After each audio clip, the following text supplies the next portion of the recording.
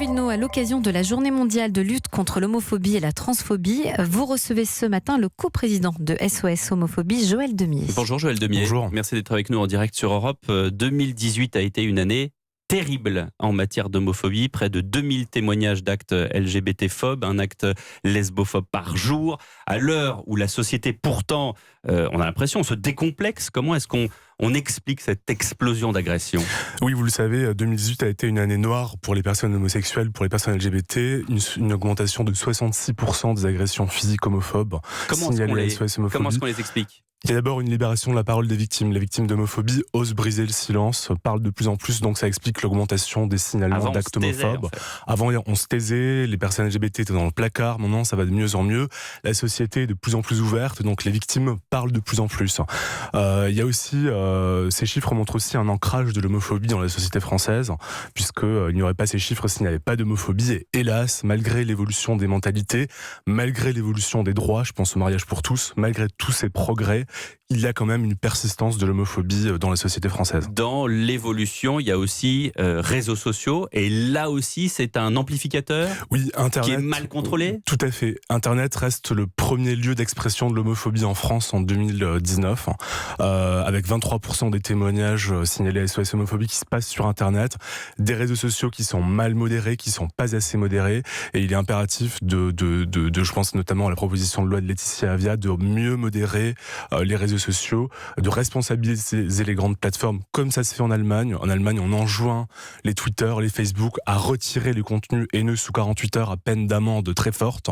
Il faut faire la même chose. Vous y croyez ça ? Vous pensez qu'on va y arriver, justement ? En tout cas, on le fait en Allemagne pour les tweets à caractère nazi, à caractère antisémite. Donc je vois pas pourquoi on le ferait pas pour les tweets à caractère homophobe, par exemple. À ce titre, j'imagine, vous rencontrez le ministre de l'Intérieur, Christophe Castaner, aujourd'hui, à 12h30. Qu'est-ce que vous allez lui dire ? Écoutez, on va lui dire que 2018 a été une année terrible en effet pour les personnes LGBT, que le gouvernement s'était engagé par des mesures d'urgence en novembre dernier à agir contre les violences homophobes. Hélas, on constate que aujourd'hui, les commissaires, enfin les policiers, les gendarmes ne sont toujours pas formés aux LGBT-phobies, ne sont toujours pas formés pour accueillir les victimes dans les commissariats de police. Donc on va lui dire ça, on va lui dire que si sur 28 plaintes pour homophobie, il y a seulement une décision de justice, une décision de condamnation en justice. Donc il faut vraiment que l'état de droit soit valable pour tout le monde, y compris pour les personnes homosexuelles, parce qu'il est inacceptable aujourd'hui d'être une personne LGBT, d'être victime de violence et de ne pas recevoir... Donc vous attendez des actes du ministre de l'Intérieur, en tout cas pour les gendarmes et pour les policiers. Bien sûr, on demande au ministère de l'Intérieur qui s'engage pour mieux former les policiers, mieux former les gendarmes aussi, à la lutte contre l'homophobie, pour que les victimes soient mieux accueillies dans les commissariats. Il s'est engagé à nommer des référents LGBT dans chaque commissariat de France. Est-ce que ça a été fait ? Moi, j'ai pas de retour en ce sens. Donc, nous allons le rencontrer ce midi pour faire le point sur les mesures. Vous avez des retours sur des éventuels mauvais accueils dans les commissariats ? C'est-à-dire, on n'écoute pas les gens ? On a des remontées de victimes sur la ligne d'écoute d'SOS Homophobie qui nous disent qu'en effet, elles sont mal accueillies. Il y a parfois des refus de plainte. C'est-à-dire que le policier peut minimiser. Qu'est-ce qu'on répond ? On forme les policiers. On forme les policiers à mieux accueillir les victimes. Qu'est-ce que le policier répond ? Le policier minimise la situation ? Le policier relativise, dit que c'est qu'une insulte homophobe, par exemple, alors que les insultes à caractère homophobe, les injures sont des délits, un délit pénal.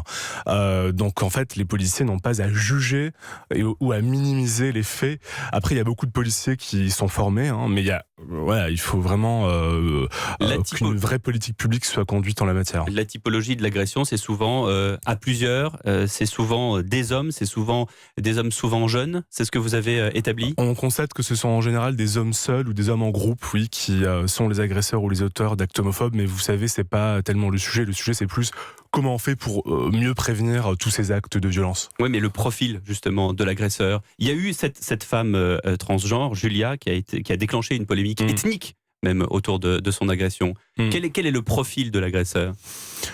Nous, on constate à SOS Homophobie que l'homophobie elle est présente sur l'ensemble du territoire français, dans tous les milieux sociaux et dans tous les domaines d'activité. Donc, peu importe, je dirais, le profil des agresseurs. Nous, on veut simplement faire reculer les violences et les discriminations, peu importe finalement quel est le profil type de l'agresseur. Ça nous importe peu. Essayer de faire changer les mentalités, ça c'est une tâche très difficile. Vous parliez d'ancrage en France. Agir dès le plus jeune âge. Pourquoi ? Parce qu'il y a désormais des familles avec 2 papas et 2 mamans, et ça c'est important. Bien sûr, il faut dire aux enfants, aux élèves, aux jeunes, aux ados qu'il y a une diversité des couples en France, une diversité des familles. Il faut éduquer cette diversité des modèles familiaux, des couples, montrer qu'il n'y a pas qu'un seul modèle de famille, il y a une diversité de familles, les familles homoparentales, les familles monoparentales. Vous vous rendez compte que c'est pas simple quand même. C'est pas simple, mais c'est la réalité aujourd'hui. Oui, c'est la réalité, mais c'est quand même pas simple. Pardon, je vous renvoie ma question. C'est-à-dire, on parle à des enfants de quel âge ? De 8 ans, 9 ans, 10 ans, avant ? Vous savez, si on a un discours adapté à chaque âge, on peut tout dire aux enfants. Donc on peut leur expliquer qu'en France, et même dans le monde, il n'y a pas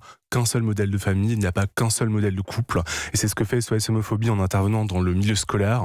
On sensibilise sur tout le territoire français entre 25 et 30 000 élèves de collège et de lycée par an. C'est la prévention, c'est l'éducation qui permettra de faire reculer les violences. C'est par là qu'on va pouvoir agir pour véritablement faire reculer les discriminations homophobes. Et on arrive à agir également par la fiction. Par exemple, ce film, Les crevettes pailletées, ça aide ce genre de film, ou au contraire, c'est l'effet boomerang et c'est contre-productif ? Alors, j'ai pas vu le film encore, mais j'ai eu de bons échos sur ce film. Oui, à mon avis, c'est un film qui est comique. Donc, sur ce film d'une équipe de water-polo. D'une équipe de water-polo dans le milieu sportif, qui montre quand même qu'il y a de l'homophobie encore aujourd'hui dans le milieu du sport. Et donc, en fait, c'est une manière aussi... Avec un coach d'ailleurs qui a des appréhensions dès le début. Tout à fait, et c'est aussi un message d'espoir, ce film qui montre que l'homophobie, c'est pas une fatalité, qu'on peut lutter, faire reculer l'homophobie dans tous les milieux, y compris dans les milieux les plus virilistes, comme le sport, l'armée, la police. Merci beaucoup, Joël Demier, de votre témoignage ce matin sur Europe 1. Je rappelle que vous êtes le coprésident de l'association SOS Homophobie, que vous rencontrez Christophe Castaner à ce titre aujourd'hui, et que c'est aujourd'hui justement la journée mondiale de lutte contre l'homophobie et la transphobie. Merci encore. Merci à vous.